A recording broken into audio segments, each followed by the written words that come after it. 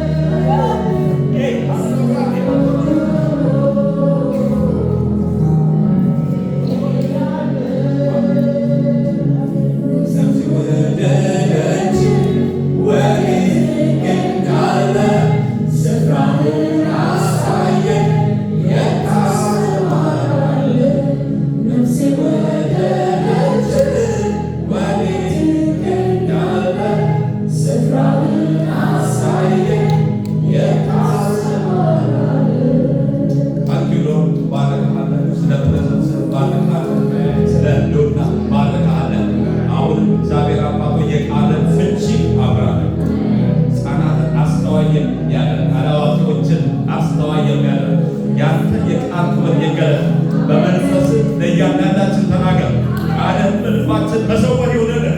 በአንተ እንጂ በማንም እንዳንደገፍ እርዳን።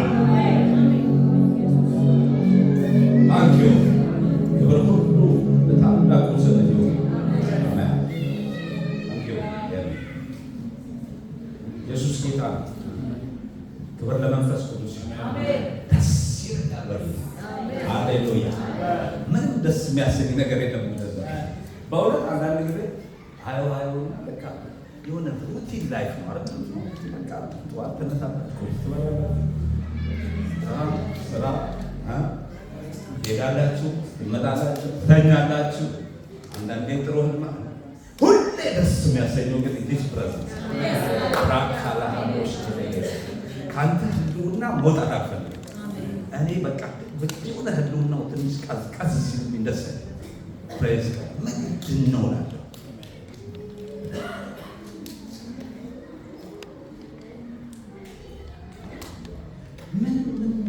ከዚህ በፊት ያደረጉ ጊዜ በደስታ የሚያኖር የእግዚአብሔር መንፈስ ብቻ የእግዚአብሔር መንፈስ ብቻ።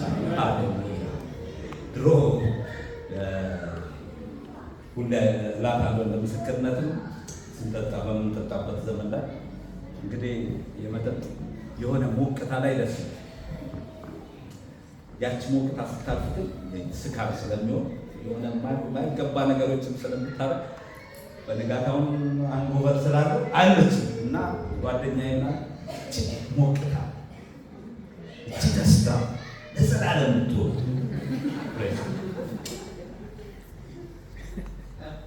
እዛ ያው ወደ ጌታ ከመጣሁ በኋላ እሱ ደግሞ ተከትሎ ይወጣ ያኔ ትዝ ይልሃል ምን እንደዚህ ያልከታ ለዘላለም ደስታ ተገኝቷል። ምንድን ነው? መንፈስ ቅዱስ ይባላል። ሃሌሉያ ሃሌሉያ። ምንም ፕሪኮንዲሽን የሌለው 24/7 አቫይለብል። ሃሌሉያ። ሰማይና ምድርን የፈጠረ ጌታ በፈለከው ሰዓት እኛንን ቢዚ እየሆን እየጠፋንበት እንጂ እሱ አለ፣ በስፍራው አለ። ሁል ጊዜ ከተገኘ አለ።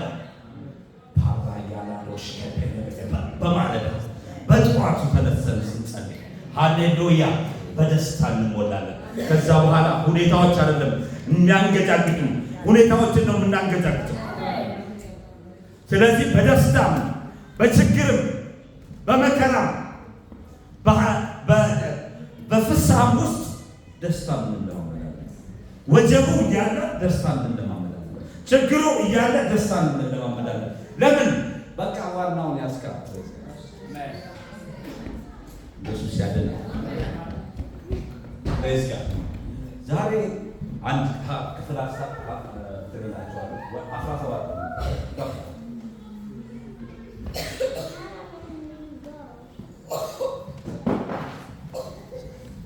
ስለ መዳን ነው ልናገር የፈለኩት። በጣም በልቤ ውስጥ ቆይቷል ከከበደ ግን ለምንድን ነው ከሚወራው ከሚሰማው ለምንድን ነው ሰው እንደ እግዚአብሔር ሀሳብ መውጣት መግባት ማይችል?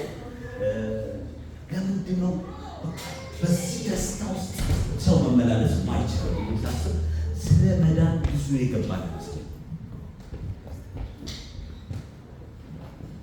ስለዚህ ዛሬ ሰፊው እናገራለሁ። ካልጨረስኩ ሌላ ቀን ማለባሉ ከጨረስኩ እግዚአብሔር ይመስገን።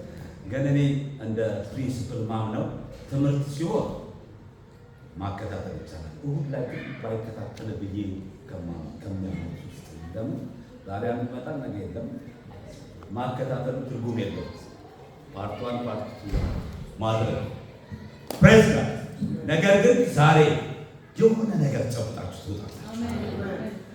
የመጽሐፍ ቅዱሳችን ኤፌሶን ስናደርግ በጣም የሚደንቅ ትንሿ ባይብል የምትባል መጽሐፍ ናት አይደል? ከምዕራፍ 1 እስከ ምዕራፍ 3 ስለ እግዚአብሔር ለእኛ ስላደረገው ነው። ከምዕራፍ 4 ደግሞ እኛ ማድረግ የሚጠበቅብን እስከ 6 ግን እሱ ጋር አይደለም የፈለኩት። ዲያብሎስ የተሸነፈ ጠላት ነው።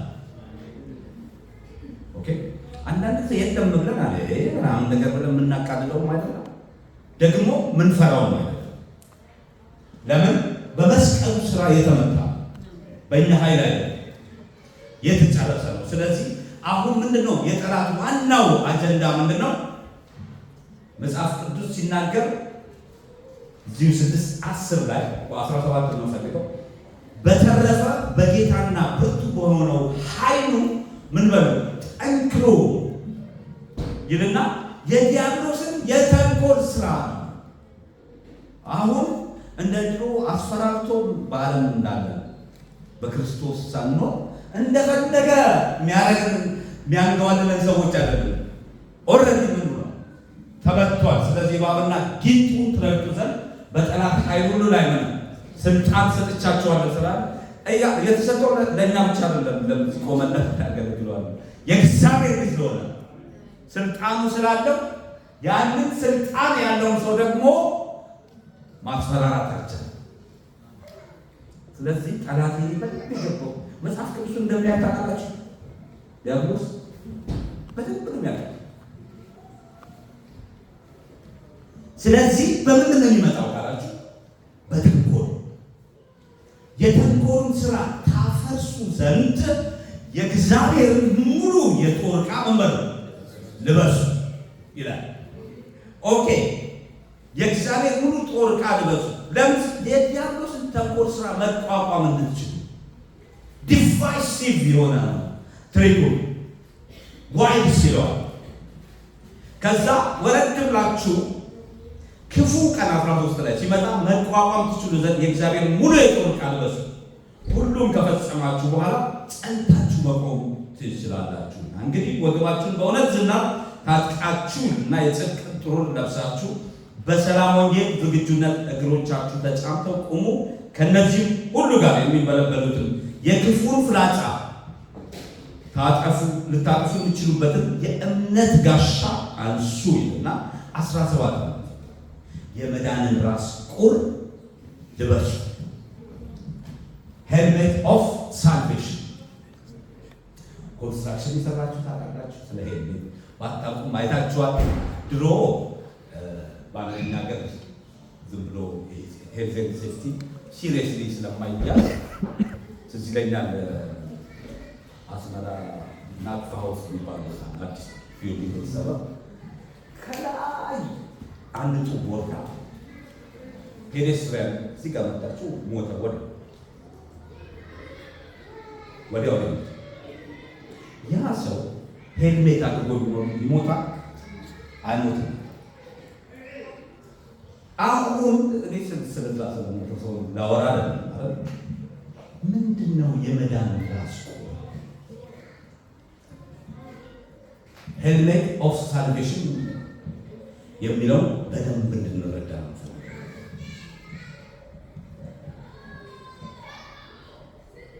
ይሄ ሄልሜት ከሞት ያድነናል።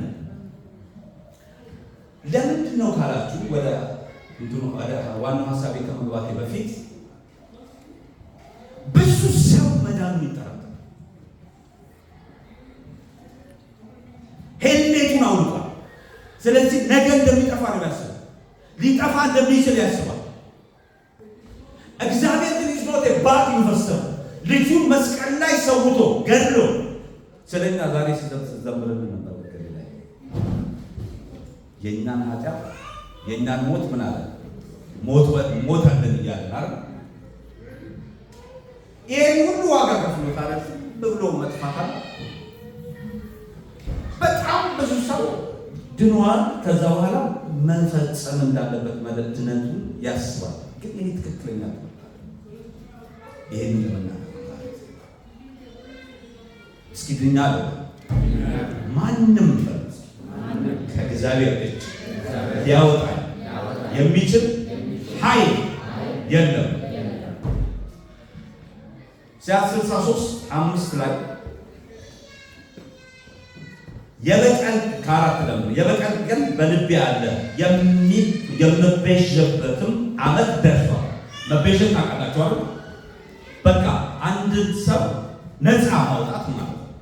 የምቤዥበትን ቃል ዓመት ደርሷል። ተመለከቷል። የሚረዳ ግን አልነበረም፣ የሚያግዝ ባለመኖሩ ተገረም። ስለዚህ የገዛ ክንዴ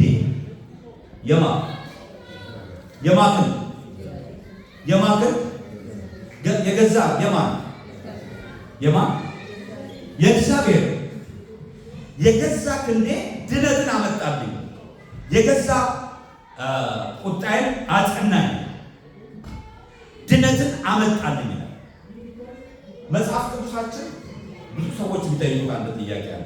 ለምንድን ነው እግዚአብሔር ያችን የበለስ ዛፍ የእውቀቱና በማለት የእውቀት ዛፍ በጎንና ክፉን እንድንለይ የምታደርግ ያች ዛፍ በኤደን መካከል ነበረች አይደል?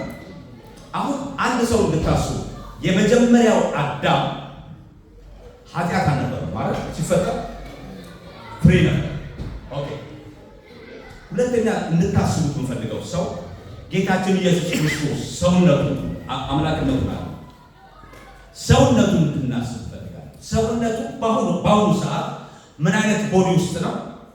ኃጢአት የሌለበት ቦዲ ውስጥ በተዘጋ በር ውስጥ የሚገባ አይደል? ምንም ኃጢአት የሌለበት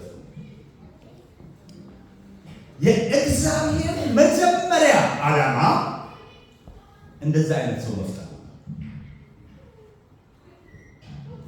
ምንም ኃጢአት የሌለበት ግን የሕይወትን ዛፍ የበላ የመጀመሪያው አዳም ግን የሕይወትንም ዛፍ አልበላ። መጀመሪያ ከመውደቁ በፊት የእውቀትንም ዛፍ አልበላ። ይሄ ሰው ለየት ይላል። ምርጫ ነበረው። ለምንድን የተቀመጠው? እግዚአብሔር አሰባሰበና እኔ የምፈልገው ሰው ወዶ ፈቅዶ የሚያመልከኝ ነው። ያንን ለማድረግ ምን ማድረግ አለበት? ምርጫ ማድረግ ነበረበት። የሕይወት ዛፍና የእውቀት ዛፍ መኖር ነበረባቸው። ስለዚህ አዳም መጣና የቱን መረጠ? የሕይወትን ዛፍ አልበላም። አንዳንድ ሰዎች እንደዛ ሰጥተው ይችላል። መጀመሪያ አይናገርም መጽሐፍ ቅዱስ የሕይወት ዛፍ ስለመብላቱ ስላለመብላቱ አይናገር። ዘፍጥረት 1:2-3። ስለዚህ የትኛውን መረጠ ይላል? አንደኛውን መረጠ። የትኛው? የእውቀት ዛፍ። ያኛው መርጦ ቢሆንስ ቀጥታ አሁን ጌታችን ኢየሱስ ክርስቶስ የሆነውን ሰው አይነት ይሆን ነበር። ያችኛውን መርጦ ቢሆን ኃጢአት የሌለበት የእግዚአብሔር ክብር ያለበት ከእግዚአብሔር ጋር ፌሎሺፕ የሚያደርግ ሁኔታዎች የማይዙት ያንን አይነት ሰው ይሆን ነበር። እግዚአብሔር ግን በሁሉን አዋቂነቱ ሰው መርጦ ያኛውን የእውቀት ዛፍ እንደሚበላ ስለሚያውቅ ኦልሬዲ እግዚአብሔር በክርስቶስ ፕላን አድርጓል። አሁን ፕላን ኤ ፕላን ቢ የሚባለው የዓለም ማለት ያለ እሺ፣ እግዚአብሔር ፕላን ኤ ፕላን ቢ ያለ እኛም መርጠን ይሄኛው እንደምንገባ ስለሚያውቅ እግዚአብሔር ሌላ መንገድ አደረገ። ስለዚህ አዳም የትኛውን በላ? የእውቀትን ዛፍ በላ። ማንነቱ ተቀየረ። አዳም ያንን ዛፍ ከመብላቱ በፊትና ከመብላቱ በኋላ አንድ አይደለም። ይሄ ማለት ራይት ኤግዛምፕል አይደለም፣ ግን ምናልባት ከገባችሁ አንዱን አንግል ካስረዳልኝ ከሚል አንግል እንጂ ትክክለኛ አይደለም። አንበሳ የነበረው ዝሆን ሲሆን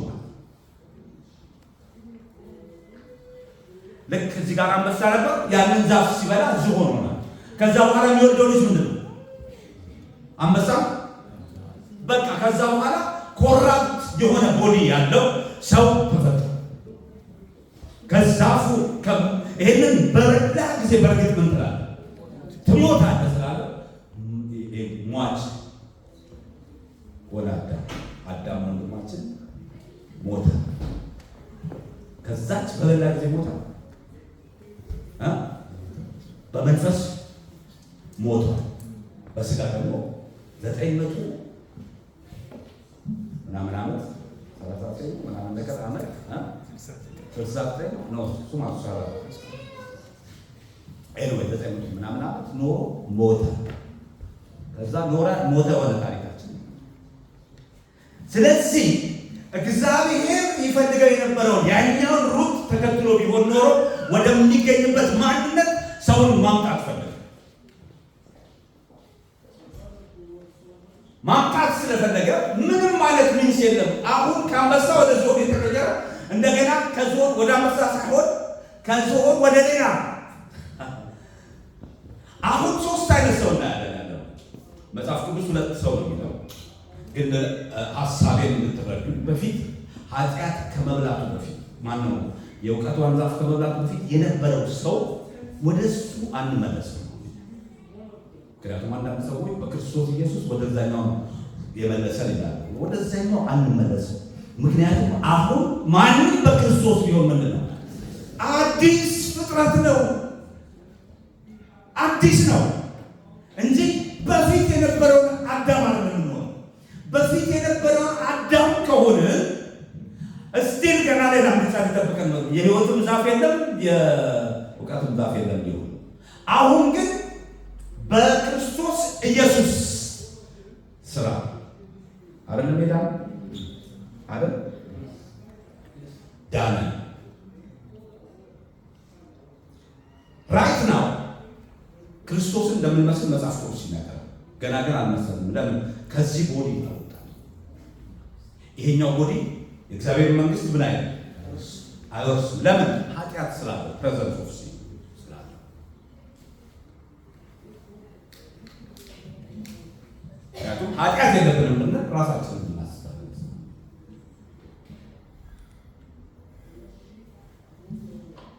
ኦኬ ኢየሱስ ክርስቶስ መጣና ማንም በክርስቶስ ቢሆን አዲስ ፍጥረት ነው አለ።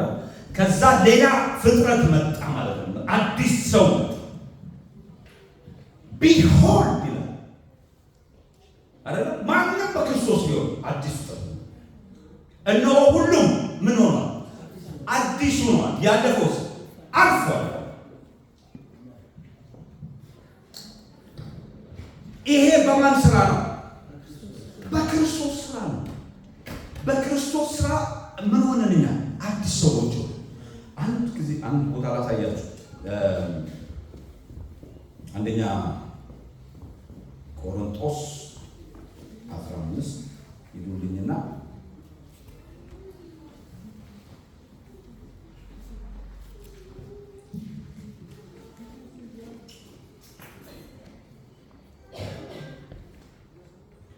አንደኛ ቆሮንቶስ 15:45 ጀምሮ እንደዚህ ይላል። ስለዚህ የመጀመሪያው ሰው አዳም ሕያው ነፍስ ሆነ ተብሎ ተጽፏል። የኋለኛው አዳም ሁለት አዳም ነው። የመጀመሪያው አዳምና የኋለኛው አዳም። የኋለኛው አዳም ግን ሕይወትን የሚሰጥ መንፈስ ሆነ። ነገር ግን በመጀመሪያ የመጣው መንፈሳዊ ሳይሆን ፍጥረታዊ ነው። ከዚያም በኋላ መንፈሳዊ መጣ። የመጀመሪያው ሰው ከምድር የተገኘ ምድራዊ ነው። የኋለኛው ግን ከሰማይ ነው። ከምድር የሆኑት እንደ ምድራዊ ናቸው፣ ከሰማይ የሆኑትም እንደ ሰማያዊ ናቸው እና የምድራዊውን ሰው መልክ እንደለበስን የሰማያዊውን ሰው መልክ ደግሞ እንለብሳለን። ለብሳችሁ አለ ምን እንላለን? እንለብሳለን። የምድራዊውን መልክ ምን ብለን ለብሰናል። አሁን በክርስቶስ ኢየሱስ ሆነ አዲስ ፍጥረት ስለሆነ ያኛውን ደግሞ ምን እንላለን? እንለብሳለን። ወንጌል ዮሐንስ ምዕራፍ 1 ላይ የእግዚአብሔር ልጆች እንደ ሰው ፍቃድ የተወለዱ አይደሉም ይላል። እንደ ሰው ፍቃድ ወይም እንደ ወንድ ፍቃድ ወይም እንደ ስጋ ፍቃድ አልተወለዱም፣ ከመንፈሱ ተወልደዋል አይደለም። እሷንም እናንበባትና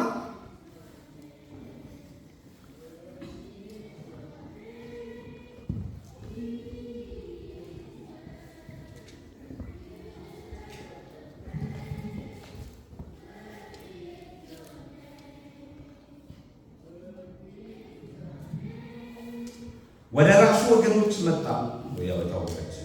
የገዛ ወገኖቹ ግን አልተቀበሉትም። ለተቀበሉትና በስሙ ላመኑት ሁሉ ግን የእግዚአብሔር ልጆች ይሆኑ ዘንድ መብት ሰጣቸው።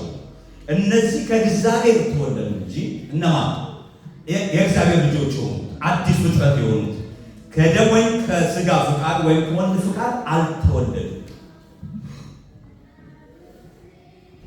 አሁን እዚህ ጋር ሊል የፈለገው እኛ ከደም ወይም ከወንድ ፍቃድ አልተወለድንም፣ ተወልደን። ምክንያቱም የምድራዊን አካል ምን ብለን ለብሰናል ከወንድ ፍቃድ። አሁን ግን ከምንድን ነው የተወለድነው? ደግሞ ለዚህ ነው ዳግመኛ መወለድ ማለት ከምን መወለድ ነው? ከእግዚአብሔር መንፈስ መወለድ በውልደት ነው። እንግዲህ አሁን ቅድም እንዳልኳቸው የእውቀት ዛፍ ይሄ ኖርማል ኃጢአት እንዳይመስላችሁ። ይሄ እና እዚህ ጋር እንደምንለው የኃጢአት የሞትና የኃጢአት ሕግ የሚለው የሚሰራው እሱ ነው። ኃጢአት ስለሰራ ሞት በእኛ ላይ ነገሰ። ኃጢአት በእኛ ላይ ምን ነገሰ? ከኃጢአት በታች ኃጢአት እንደፈለገ የሚያደርግ እንደፈለገ በዓለም እያለ እኮ አላደርግም እያለ እናደርጋለን። አሁን ሳሉ አይደለም ወይ ክርስቲያኖች አናደርግም ብለው የሚያደርጉ ካላችሁ አሉ። ለምንድን ነው ካላችሁ እንገራችሁ። በስጋ ያው አለማድረግ ስለሚፈልጉ በራሳቸው ጥረት። አሁን ግን በጸጋ ነው የሚወጣው። በጣም ብዙ ሰዎች በራሳቸው ግን እዛው እግዚአብሔር የሚፈልገው በጸጋው እንድትወጣ ነው። ይወዳቸው አንድ ነገር ነገራቸው። ማን ነው በቃል ተቀጣጥሎ ጸልዩ ጠዋት ኃጢአት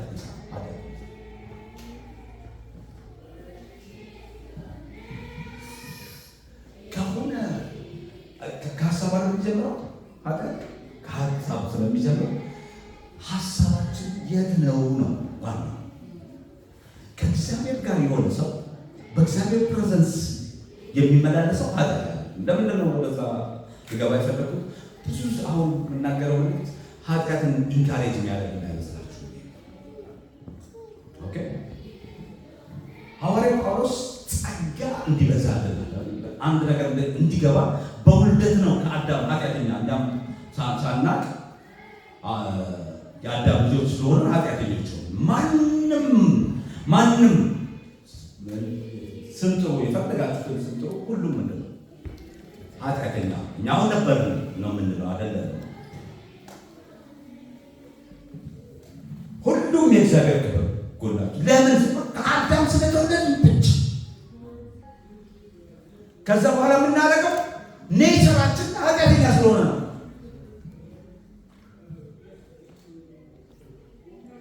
አሁን ደግሞ ከዚህኛው ውልደትነት መውጣት የሚቻለው በምንድን ነው? ዳግም በመወለድ ነው። ከክርስቶስ ደግሞ የተወለደ ምን ያደርጋል? ጽድቅ ያደርጋል።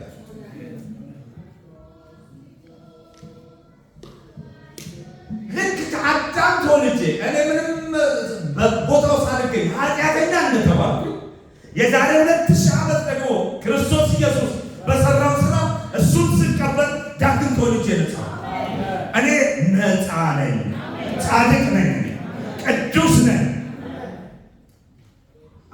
ቢ ኮንፊደንት። ጽድቁን እኮ ተቀበለን እንጂ አምጥተን እኮ አይደለም። ለምንድን ነው ታዲያ እንዳልተቀበለን ነው? አንዳንድ እኮ የምንሸማቀቅ ይመስለኛል።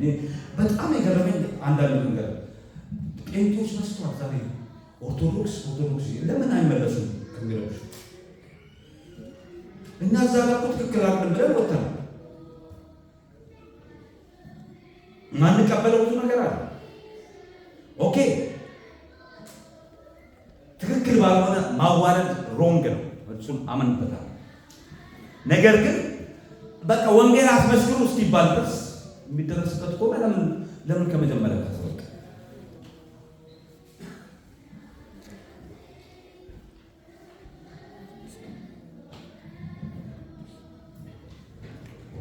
በክርስቶስ ኢየሱስ ስራ ድኛለሁ፣ ጸድቄአለሁ እንዳንል በኮንፊደንስ ሊያደርጉ ነው።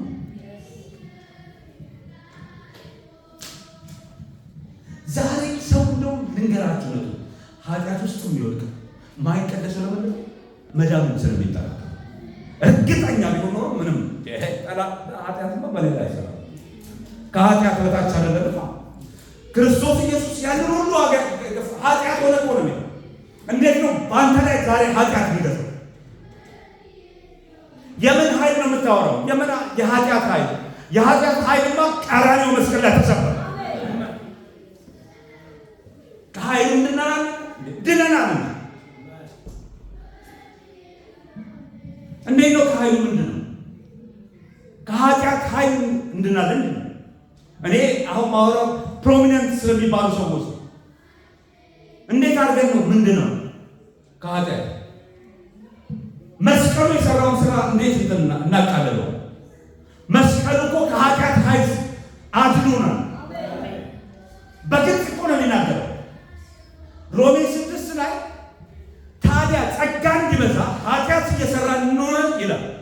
ኖ ለኃጢአት ምን ብለን ሞተናል። የሞተ ሰው እንዴት ይዛል ይገኛል? የምን ኃይል ነው የምናወራው? ለዚህ ዛሬ ይወላችሁ በተሰማ ዛሬ የምንነጋገር ድነናል፣ እንድናለን፣ በኋላ እየዳንን ነው የሚለው ሮንግ ትምህርት። አሁን ይህን ማወራው እንድናለን የሚል የለም ወይ? ይህ አለ። እየዳንን ነው የሚል የለም አለ። ታዲያ ድነቱን ሚክስ አፕ አድርገነዋል። ያኛው ድኛለሁ የምንለው ከጨለማ ወደሚደነቅ ብርሃን አለ። ከዛ ውጭ ሊመልሰኝ የሚችል ምንም ኃይል የለም። ክርስቶስ ኢየሱስ የሰራው ስራ ነው። ድኛለሁ፣ እስከ መጨረሻው እድናለሁ። ኦኬ ታዲያ ምንድን ነው ይሄ እየዳን ነው የሚለው? የዳነ ሰው መለወጥ አለበት። ስለ መለወጥ እንጂ ስለ ከጨለማ ወደ ብርሃን ስለመምጣት አይደለም የሚያወራው። እየዳንን የሚለው የነፍሳችሁ መዳን እየፈጸመ ባይፊል ኤንትሬምብሊ የራሳችሁን መዳን ምን በሉ ፈጽሙ። የመዳን የትኛው ከጨለማ ወደ ብርሃን? እሱማ በመስቀሉ የተሰራለት ሰው እንዴት ይኖራል የሚለው ነው። በመለወጥ ማይንድ ትራንስፎርም ያደርጋል። ትራንስፎርም እያደረገ ሲኖር በደስታ እንዲኖር ነው የሚያደርገው እንጂ ገና ለመዳን እኔ አላወጣም። አዋጣለሁ ካላችሁ አዋጣ። እኔ ተጨርሶ ድነት ያለ በኮንፊደንስ ውጡ። አዎ ድኛለሁ። ማለት እሱ ጠላት አለመዳንህን ነው ሊነግርህ የሚፈልገው። አንዴ እንደዚህ እያረክማ እንዴት ይሆናል እየዋሸ እኔ እኮ ይገርመኛል። ኃጢአትን ኢንካሬጅ እያደረኩ ነው። እኛ ኃጢአት ምንድን ነው? ይሄን ዝሙት ነው። ይሄን እንትን ነው። ማን ያሏሻል? ውሸትስ እግዚአብሔር ይፈልጋል እንዴ? በኮንፊደንስ ነው እንጂ ጋር ማወራው ታዲያ ማን አለ ኬዙን በትክክል የሰጠ እግዚአብሔር ይባረክ። እንደው 10 ፎርሙን ያስሞሉናል። ምን ሞላው ውሸት አለ። ለምንድን ነው ታዲያ ያኛው ኃጢአት ድነት የሚያስጠፋ ኃጢአት፣ ውሸቱ ግን ትክክል የሚመስል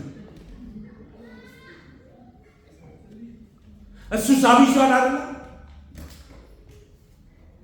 እንዴት ነው እግዚአብሔር በሰራው ስራ ድነን እኛ በሰራው ስራ ምንጠፋ?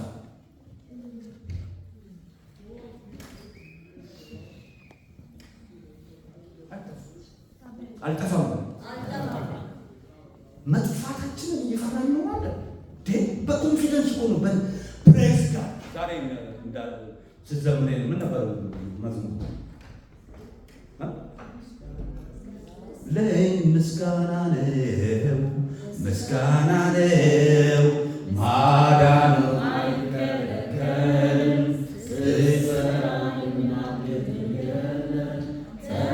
ተመስገን ተመስገን ጌታ የምነው እኛ ስለተቀደስን መቀደስ ወንጌል ይላል። እንደውም አትቀደስ እኮ ስትጠራጠር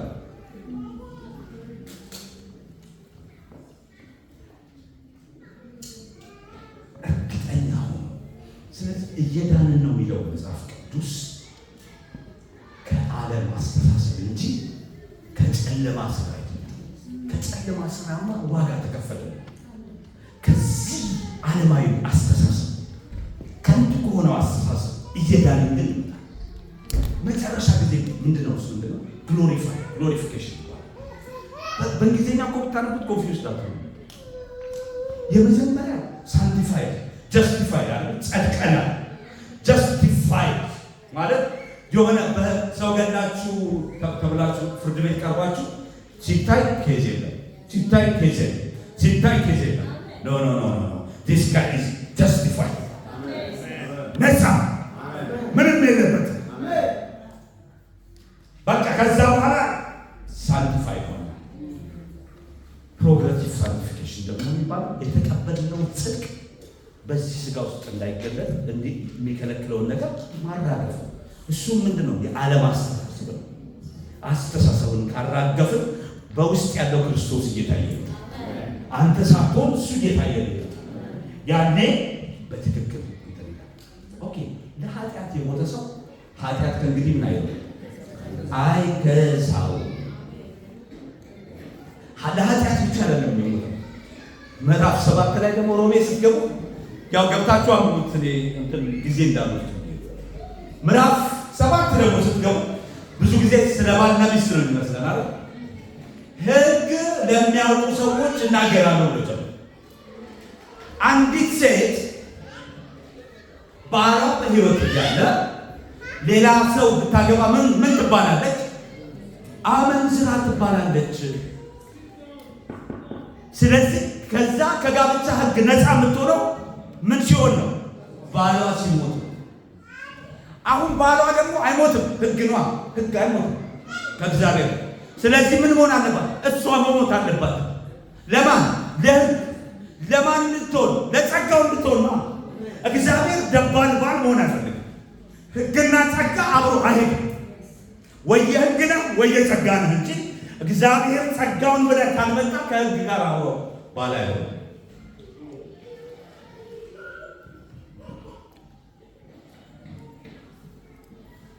ደባል ባል አይሆንም። ብቻውን አይደል? እስራኤልን ፈተዋት በኋላ ለምንድን ነው ይዘናል? ስታመለስ ሌላ ባል ስትፈልግ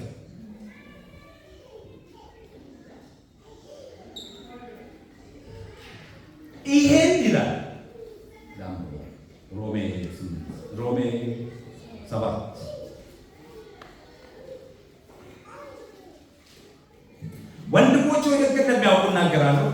በአንድ ሰው ላይ ስልጣን የሚኖረው ሰውየው በሕይወት እስካለ ድረስ ብቻ መሆኑን አታውቁም? አንዲት ያገባች ሴት ከባሏ ጋር በሕግ የታሰረች የምትሆነው እርሱ በሕይወት እስካለ ድረስ ነው። ባሏ ቢሞት ግን ከጋብቻ ሕግ ነጻ ትሆናለች። እቺ ሚስት እኮ መከራ ማለት ነው። ሕግ አላልፍም ስትዋሽ ስትሰብክ በቃ ምን ይሻለኛል 613 ሕግ እየጠበቀ ወደ ሕግ የሚመለስ ከፈለግ አሁን ቁጭ ብላችሁ ገጠታችሁ። አንዱን የጣሰ ደግሞ ሁሉም ብሏል ተሷል። እንደውም ምን ይላል? ሁለት አይነት ከለር ያለው ልብስ አትልበስ። ቁጭ ብላችሁ ወደ ሕግ ሰው በጣም ይለቅኛል። እግዚአብሔር የተመሰገነ ይሁን።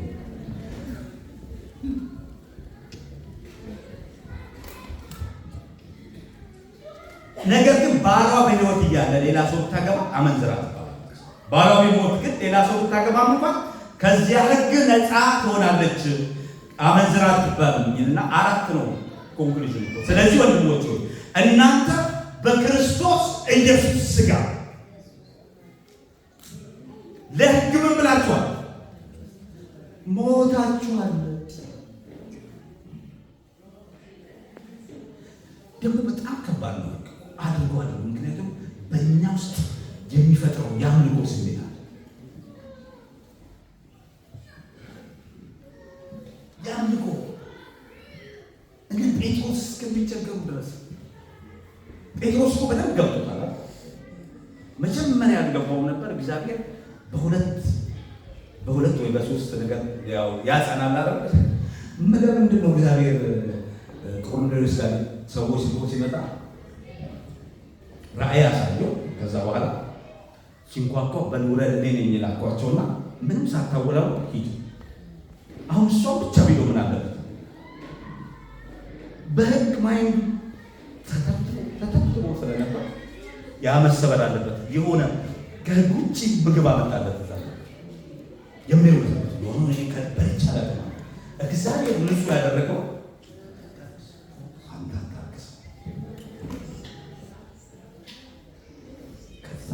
ገብቶ በላ ጠጣ። በጣም የሚገርመው ኢየሩሳሌም ሲመለስ የኢየሩሳሌም ቸርች ሰዎች አንተ ከአሕዛብ ጋር ሄደህ ምን በላ ጠጣ ብለው እንትን አሉ።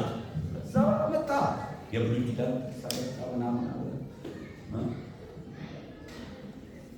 እኔ ማንኝ የምቆመው እግዚአብሔር ከፈለገ እግዚአብሔር ሊያጸድቅ ከፈለገ እኔ ምናገር እሱ ጻድቅ ነው ካላቸው እኔ ምናገር አርግ ያለኝ ነው።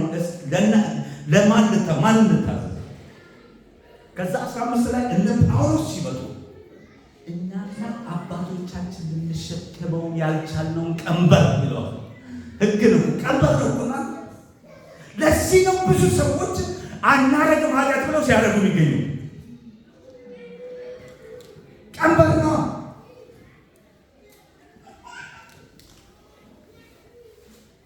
እኛና አባቶቻችን ልንሸከመው የማንችለውን ቀንበር በደቀ መዛሙርት ላይ መጫን ተገቢ አይደለም። እስኪ ያጠገባችሁ ያለው ሕግ መጫን ወንድም ላይ ተገቢ አይደለም።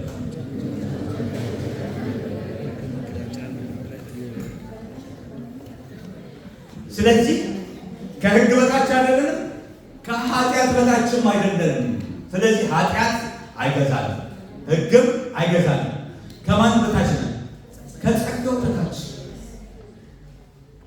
ሲደክም ሊፍታ ሚሸከም ሚያነሳ አይፈርድብህም። ገባ?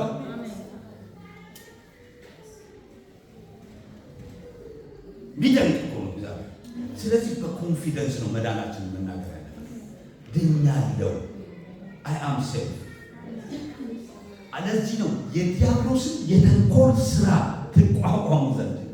ምክንያቱም በስጋ ትገለጥና እዚህ ጋር እችን እኮ ብለህ ራስን ስትወቅስ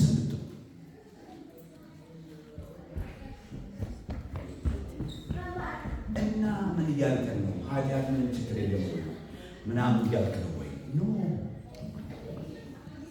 ኖ ኃጢአት ምን ብለን ሞተ።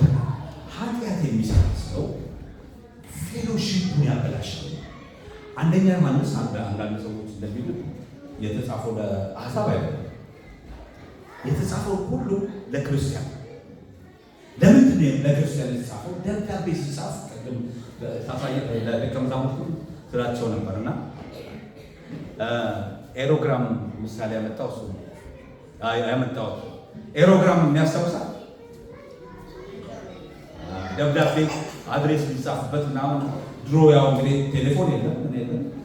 በተለይ የሆነ ራቅ ያለበት ቦታ ከሄደ በደብዳቤ ብቻ። ስለዚህ በጣም ለውድ አባቴ ከተለያየንበት ቀንና ቀን ሰዓት ጀምሮ እንዴት ነህ የሆነ ጄነሪክ ወርድ አለ ደብዳቤ ሲጀመር ስለሚጠፋ ከፊት ጄነሪክ ወርድ ስሟን ትቀይርና ታስገባል። በቀደም ዕለት በጣም የምትወደውን ጓደኛህን አገኘሁት። የማን ጓደኛ? ለምን በምን አወቃችሁ? የተጻፈው ለማን? ለአባቴ ነው። እዛም ጋር አንደኛ ዮሐንስን ብናይ ያየነውን የሰማነውን እንመሰክራለን እያለ ይናገርና በኋላ ልጆች ወይ ይላል በስጋ የወለዳችሁ አይደሉም አማኞች ስለሆኑ ስለ እነሱ ነው ማለት። ታዲያ ከአብ ጋር ህብረት እንዲኖረን እንነግራቸዋለን። ከአብ ከወልድ ጋር ነው። ምንድን ነው ህብረት እንዳይኖረን ያደረገው ካላችሁ ኃጢአት ያለ እግዚአብሔር አይደለም የሚርቀው። አሁን ስለ ደህንነት አይደለም የሚያወራው። ምዕራፍ አንደኛ ዮሐንስ የሚያወራው ስለ ፌሎሺፕ። ፌሎሺፕ ዲስቶርት ያደርጋል። ከእግዚአብሔር ጋር ያለን ፌሎሺፕ ዲስቶርት ያደርጋል። እግዚአብሔር አይደለም ፊቱን ዞር ያደርጋል። ኦልሬዲ እሱ ወዶና ልጁ ሰጥቶ፣ ግን እኛ ጋር የሚፈጠር ኃጢአት በሰራን ቁጥር የሚፈጠር ወቀሳ ስላለ ወቀሰኝ እንዳለ መንፈስ ቅዱስ ወቀሰኝ ራሱ እንዳለ መንፈስ ቅዱስ ባይተው አይወቅስ። መንፈስ ቅዱስ ዓለምን የሚወቅስ ስለ ኃጢአት፣ ስለ ፍርድ፣ ስለ ጽድቅ ይወቅሳል። ማንም ይወቅሳል? ልባችሁ። ለምን? ከመንፈስ ቅዱስ ጋር አንድ ሰው መንፈሳችን ህሊናችን የሚወቅሳል የሆነ ትክክል ያልሆነ ነገር ስናደርግ። እሱም ሌላ ቶፒክ ስለሆነ ዛሬ ዘለዋል እና ህሊናችን ግን ይወቅሳል። ስለዚህ በኮንፊደንስ እንዳንቀር ያደርገናል ወደ እግዚአብሔር። የመጀመሪያው እሱ እንጂ ኃጢአት ስለሰራ ደህንነት እንታጣለን ማለት ግን አይደለም። ሁለተኛ ልብ ያደነብናል። ዕብራውያን 3 ላይ ዕብራውያን መጽሐፍ ባይሆን ስለ እምነት ነው የሚያወራው እና ብዙ ጊዜ ከእንትን አትበሉ። ዕብራውያን 3:12 ወንድሞች ሆይ ከእናንተ ማንም ከሕያው እግዚአብሔር የሚያስኮበልል ኃጢአተኛና የማያምን ልብ እንዳይኖረው ተጠንቀቁ። ነገር ግን ከመካከላችሁ ማንም በኃጢአት ተታሎ ልቡ እንዳይደነድን ዛሬ እየተዋለ በየቀኑ እርስ በርሳችሁ ተጽናኑ። ኦኬ። ስለዚህ አንዴ ብንላል ምንም ነገር ብናደርግ አንጠፋም ወይ እያልኩ ነው ካላችሁ የሚጠፋበት ሰው መንገድ ነገራችሁ ምን ይባላል? ክህደት ይባላል። እግዚአብሔር በልጁ በኢየሱስ ክርስቶስ አድኖ አልፈልግህም ልጅን ካልነው ኖ አንዴ ድነሃል አይቻልም አይደለም። በራስ ከእጄ ማን ያስወጣችኋል አለ እንጂ አንተ ራስህ አትወጣም ማለት ነው። ስለዚህ ሰው ክዶ አልፈልግም ብሎ ሊወጣቸው ታዲያ ኃጢአት የልብ ድንዳኔን ስለሚያመጣ ወደ ክህደት የሚያመራንን ነገር ኮንትሪቢዩት ሊያደርግ ይችላል። ምን ይላል? ማንም በኃጢአት ታሎ ልቡ እንዳይደነድን ዛሬ እየተባለ በየቀኑ እርስ በርሳችሁ ተጽናኑ። በመጀመሪያ የነበረንን እምነት እስከ መጨረሻው አጥብቀን አጽንተን ብንይዝ ከክርስቶስ ጋር ተካፋዮች እንሆናለን። ይኸውም ዛሬ ድምፁን ብትሰሙ በአመፅ እንዳደረጋችሁ አሁንም ልባችሁ አታደንዱ እንደተባለ ምዕራፍ 6ም እዛው ላይ አንዴ ብርሃን የበራላቸው ስለሚል አንድ ጊዜ ብርሃን የበራላቸው በርቷቸዋል። ሰማያዊ ስጦታ ቀምሰዋል። ከመንፈስ ተካፋዮች ሆነዋል። መልካሙን የእግዚአብሔር ቃልና የሚመጣውን ዓለም ኃይል የቀመሱትን በኋላ ግን የካሉትን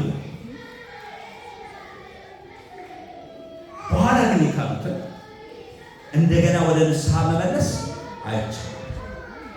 ስለዚህ በእምነት እንደገባን በክህደት መውጣት ይቻላል። ስለዚህ ኃጢአት ስላደረግክ አይደለም የምትጠፋው፣ የምትጠፋው ስለ ካድክ። ኃጢአት መካድም አንዱ ነው። የተግባባን። ከዛ ውጭ ምንም መፍትሄ መንገድ ኦኬ። የገላትያስ ካላችሁ እሱም ክህደት ነው። ምክንያቱም ደባልባል መሆን አይፈልግም። በጣም ተቆጥቶ ሐዋርያ ጳውሎስ የጻፈበት ክፍል ቢኖር የገላትያ መጽሐፍ። እኛ ከነገርናችሁ ወንጌል ማንም መጥቶ ሌላ ቢነግራችሁ፣ እኔም እንኳን ተመልሼ ሌላ ቢነግራችሁ አለ የሰማይ አምላክ መጥቶ የሰማይ መልአክ መጥቶ ቢነግራችሁ የተረገመ ይሁን፣ የተረገመ ይሁን።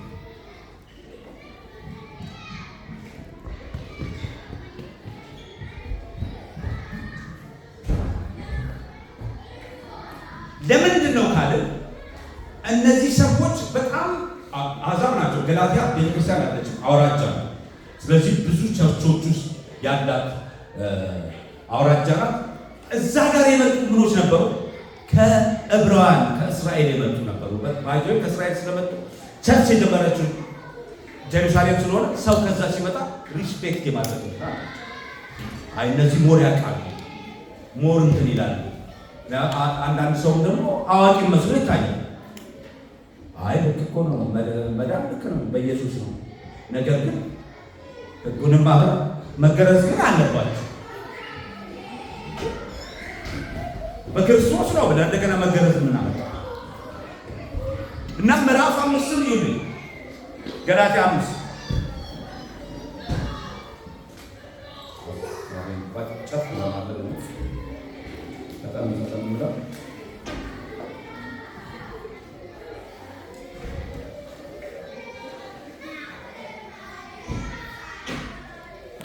ገላትያ 5 ክርስቶስ ነፃ ያወጣን በነፃነት እንድንኖር። ስለዚህ ጸንታችሁ ቁሙ። በምንድን ነው የሚጸናው? በእምነት በርሱ። ዳግመኛ በባርነት ቀንበር አትጠመዱ። ከዛስ የምለውን አስተውሉ። ትገረዙ ዘንድ ብትፈልጉ ፍላጎት ካላችሁ ሕግን ሁሉ የመፈጸም ግዴታ አለባችሁ።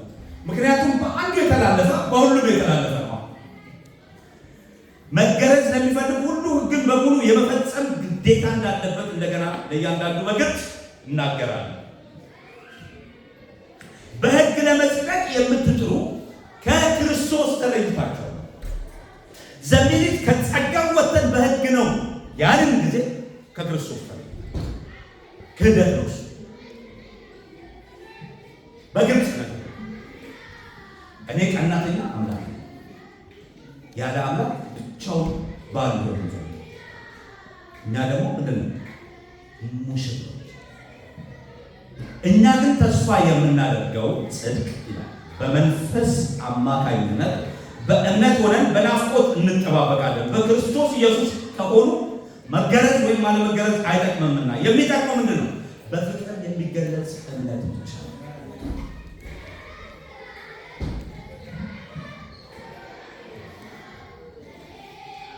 ስለዚህ ሚክሳብ አናደርገው። እኛ ነው አውድ። ይሄኛው ድነት ምን አይነት ነው? ከጨለማ ወደሚደነቅ ብርሃን ወይም ደግሞ ከዲያብሎስ መንግስት ወደ ልጁ መንግስት የገባንበት አሁን ካህን የሆንበት ነገስታት የሆንበት ባይዞይ የነገስታት ንጉስ አይደለም ኢየሱስ። የእነዚህ የምድር ነገስታት ማለት አይደለም እንዳይመስላችሁ። የእኛ ንጉስ ማለት ነው።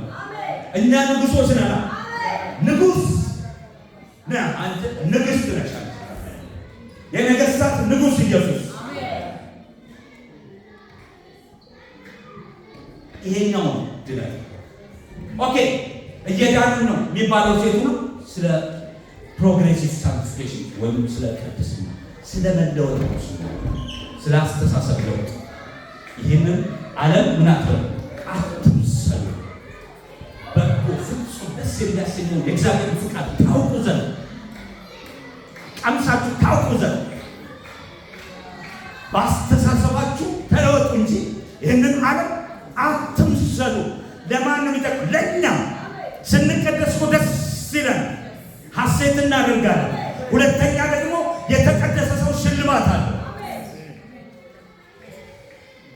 አገልግሎቱን በታማኝነት የፈጸመ ሰው አገልግሎት ሲባል እዚህ ጋር ብቻ እንዳይመስላችሁ እያንዳንዳችን አገልጋዮች አለ ሽልማት አለ። ለእያንዳንዱ እንደ ስራው ሰጣለሁ። እንደ ስራው የሚሰጠው ምንድን ነው? ሽልማት እንጂ የዘላለም ሕይወት ግን እኛ የለመድነው ሜንታሊቲ ስላለ እዚህ ላይ ሆነ በማለዳ መጥቶ ከእርሻው ላይ የሚሰሩ ተስማማ በአንድ ከዛ ናይን ላይ መጣ ተስማማ ከነሱ ጋር አሂዱ አላቸው። ምክንያቱም እዛ ጋር የተስማማው አለ 5 አካባቢ መጣ። ምን ታደርጋላችሁ? ይቀጥረናል በሉ እናንተ ሂዱ ላስተዋል። ከዛ በኋላ ከመጨረሻ ጀምሮ ጥራልኛል አንድ ፓውንድ ለዛም አንድ ፓውንድ እነዛ በቃ አሁንማ እኛማ ዘገን ነው ፍስ አደረገ። ልክ እነሱ ጋር ሲመጣ እንጂ ማጉረምረም ጀምሮ አንዳንድ ሰው የምናጉረምርበት ምን ተስማምታችኋል? ይመጣል አንድ ፓውንድ ብለን ተስማማ። አዎ ይኸው ፓውንድ የሚፈልግ ያንን ደግሞ ለዛ መስጠት ፈልጋል እና ሁሉ ጊዜ እኛ በስራ ልናደርገው እንፈልጋለን። በለፋ ነው ልክ እሱ ሽልማት ነው ያለው። ለእያንዳንዱ እንደ ስራው እከፍል ዘንድ ዋጋዬ በእጄ ናት ማለት ልክ አስገባለሁ ማለት ዋጋዬ በእጄ ናት ማለት ሽልማት ነው። ሽልማት ደግሞ በዚህ ምድር ተቀድሶ ያልተበላለሰ ሰው ማይንዱን ያለወጠ ሰው ካራክተሩን ያለወጠ ሰው ሽልማት ነው። ዘላለም ሕይወት ጋር ያገናኛል። ያንን ነው እየዳንን ነው ከዓለም ከበሽታ ይሆናል እኛ ድነት የሚለውን ሁሉ ከዛ ጋር ካገናኘ ነው። ሴት ልጅ በመውለድ ልትል ነው ያልወለዱ ጉዳቸው ነው አይደለም? እንደዛ አይደለም? ሴት ልጅ በመውለድ ትድናለች። ስለዚህ ሁሉም ሚክሳፕ እናደርገው በእንግሊዝኛው ፕሮግሬሲቭ ሳንቲፊኬሽን አልቲሜት ሳንቲፊኬሽን ደግሞ የመጨረሻ እሱ ደግሞ ግሎሪፊኬሽን ይባላል። ይሄ ቦዲ ይወጣና ክቡር የሆነ ክርስቶስ ኢየሱስ የለበሰው እሱን እንደምንመስል እናውቃለን። ግን ምን አይነት ነው አናውቅም። ሐዋርያ ጳውሎስ ማነው ዮሐንስም ብሎናል ምዕራፍ 3 ላይ የእግዚአብሔር ልጆች ትሆኑ ዘንድ አትረፍርፎ ያፈሰሰልን ፍቅር ምንኛ ነው! በፍቅር ነው ልጆች የሆነው እንጂ በስራ አይደለም። ስለዚህ በስራ ልጆች ካልሆነ በስራ ልጆች እንደሆነበት ምንም ምክንያት የለም። በኋላ እርሱን እንደምንመስል እናውቃለን። ታይፑ ስለምኑ ግን ምንም አላውቅም ማለት ነው ዮሐንስ። ግን እሱን እንደምንመስል የትኛው ሰው የሆነ ኢየሱስ እንደምንመስል። ስለዚህ ያ ደግሞ ግሎሪፊኬሽን ይባላል። ግን አንተን ከዚህ ጋር ከድነት ጋር አንድ ላይ ካጋባ ነው ኮንፊውዥን ይፈጥራል። እና ከዛ በኋላ እንዴት ነው ትድናለህ ወይ ስትሉት እግዚአብሔር ነው ማለት የሚያውቀው ልክ የለም እግዚአብሔር የሚያውቀው እንደተመሆነ እንደ ምንድነው ከቁርአን ሌላ የሚጻፍ ያ ሌላ የሚተቀውበት ሐዲስ ላይ ምን ይላል? ድሮ ነው የነበረው መሐመድ የት እንደሚሄድ አላውቅም፣ እነዚህ ሁሉ ያህልም አላውቅም ብሏል። እንዴት ነው ታዲያ የት እንደሚሄድ የማያውቀውን ሰው የምትከተል ክርስቶስ ኢየሱስ መጣ ነው። እኔ ሕይወት መንገድ እውነትም ነኝ። ስለዚህ ፎሎ ሚ። ክርስቶስን የተከተለ የእግዚአብሔር መንግስት ይገባል። ምንም ጥርጥር የለም። ምክንያቱም በራሱ ሕይወት ሰጥቶናል። በጣም ደስ ትለኛለች። ከአዳም የተቀበልነው ከንቱ ሕይወት ነው ይላል ጴጥሮስ። ከሚጠፋው ከንቱ ሕይወት የተዋጃችሁት ይላል። በበግና በፍየል ደም ሳይሆን ክቡርና ቅዱስ በሆነ ደም የኢየሱስ ክርስቶስ ቅድም ሲዘመር ነበር። የደም ላብ አላባው አለ። የደም ላብ ያላባው ለኔ ነው። ሂማቶ ሂድሮሲስ ይባላል። ላብ ይሄ ምንድን ነው ላብ? ስዌት ግላንዱ ይፈነዳል። ውስጥ ነው የሚፈነዳ። በጣም ከጭንቀት የተነሳ ሲፈነዳ ልክ እንደ ላብ ነው የሚወጣው እንጂ ደም ይሄ እንደ ከት ምናምን ሆኖ አይደለም። እንደ ላብ ነው። ለምን ሲባል ሞትን እንዲሞት ነው። እኔ ታዲያ ደግሞ የምሰራው ነው እሱ የሰራው ደግሞ ነው። ስለዚህ በኮንፊደንስ እስኪ ጸድቅ ያለው የዘላለም መንግስት ወርሻለሁ ለዘላለም ነው። አንድ ዓመት እና ጨርሳለሁ። ሃሌሉያ! በጣም ደስ ይለኛል። ዕብራውያን 9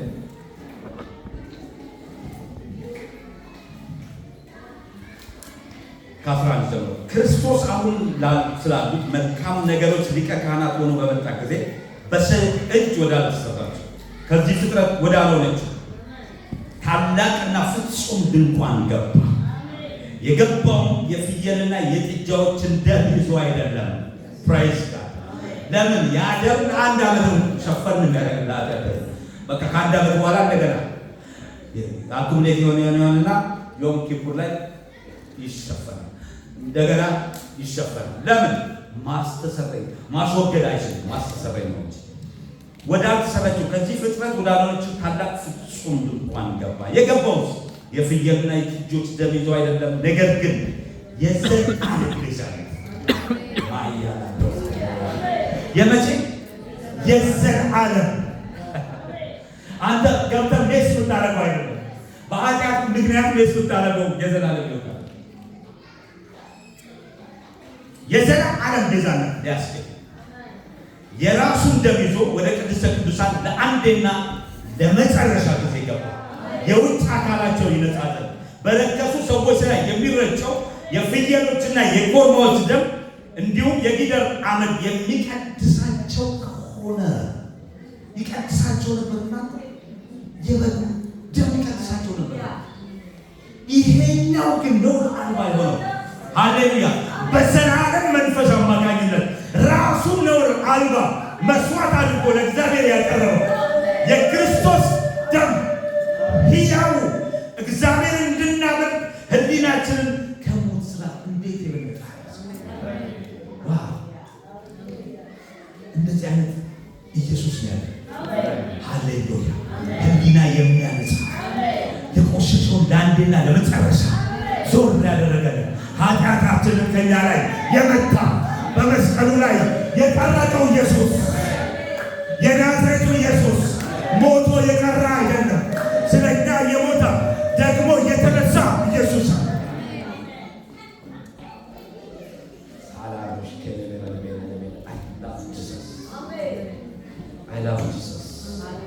እኔ ሳስበው በቃ ደስ ይለኛል።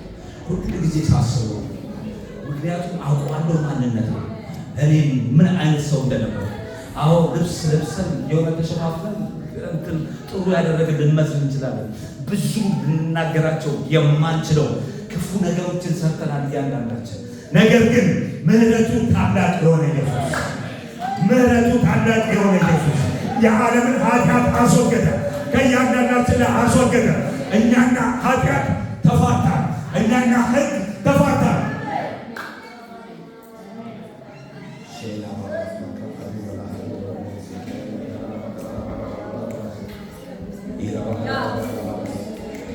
ቲቶ 3:6 ምን ይላል? 4 ጀምሮ ነገር ግን የአዳኛችን የእግዚአብሔር ቸርነትና ፍቅር በተገለጠ ጊዜ ቸርነትና ፍቅር ጀስቲስና ፍቅር የተገናኙበት መስቀል ፍርድ የተፈረደበት ኃጢአታችን የተፈረደበት ነገር ግን ከታላቅ ምሕረት የተነሳ ደግሞ ምሕረት ያገኘንበት በፍቅሩ ደግሞ ልጆች የሆንበት ስላደረግነው የጽድቅ ስራ ሳይሆን ከምሕረቱ የተነሳ አዳነን። ያዳነንም ዳግም ልደት በሆነው መታጠብና በመንፈስ ቅዱስ መታደስ ነው። ያዳነን በዛ ነው፣ በስራችን አይደለም። ይህም መንፈስ እግዚአብሔር ማዳኛችን በኢየሱስ ክርስቶስ በኩል በእኛ ላይ አትረፍርፎ አፈሰሰው። መንፈሱን አፍስሶታል፣ በእኛ ላይ አፍስሶታል። ለምን ስትሉ እዛው ላይ ይኸው በጸጋው ጸድቀን የዘላለምን ሕይወት ተስፋ ይዘን ወራሾች እንድንሆን ነው። አሌሉያ! ወራሽ ያደረገን ኢየሱስ እናመሰግንሃለን አባ፣ እናመሰግንሃለን አባ። በና ሚክራ ሞያናስ በቀራንዮ መስቀል ላይ ስራዬን አንተ ሰብረሃል፣ ቀንበሬን አንተ ሰበርከው፣ ኃጢአቴን ከኔ አስወገድከው። በቀራንዮ መስቀል ላይ ስራዬን አንተ ሰብረሃል፣ ቀንበሬን ከኔ አስወገድከው፣ ኃጢአቴን ከኔ አስወገድከው። ብዙ ነው ምሕረቱ ብዙ ነው ብዙ ብዙ ነው ምሕረቱ ብዙ ነው ቸርነቱ ብዙ ነው። ይሄ ጌታ ትልቅ ነው። ያዳነን አምላክ ያስመለጠን አምላክ ጠላት ካቀደ ጉድጓድ መንጥቆ ያወጣን ሃሌሉያ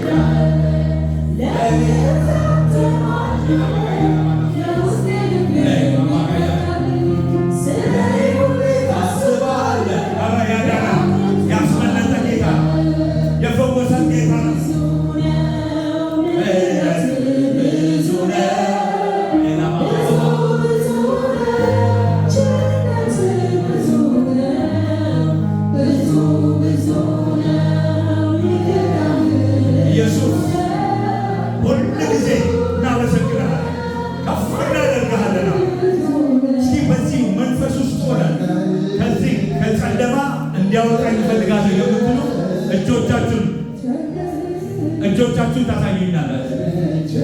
ማንም አልሞተላችሁ፣ የሞተላችሁ የናዝሬቱ ኢየሱስ ነው። ይህንን ጌታ መቀበል እፈልጋለሁ። ራሴን አሳልፌ ለእሱ መስጠት እፈልጋለሁ። ከዓለም ጭንቀት፣ ግራ ከመጋባት መዳን እፈልጋለሁ የሚል እጆቹን ያሳየን እንጸልያለን።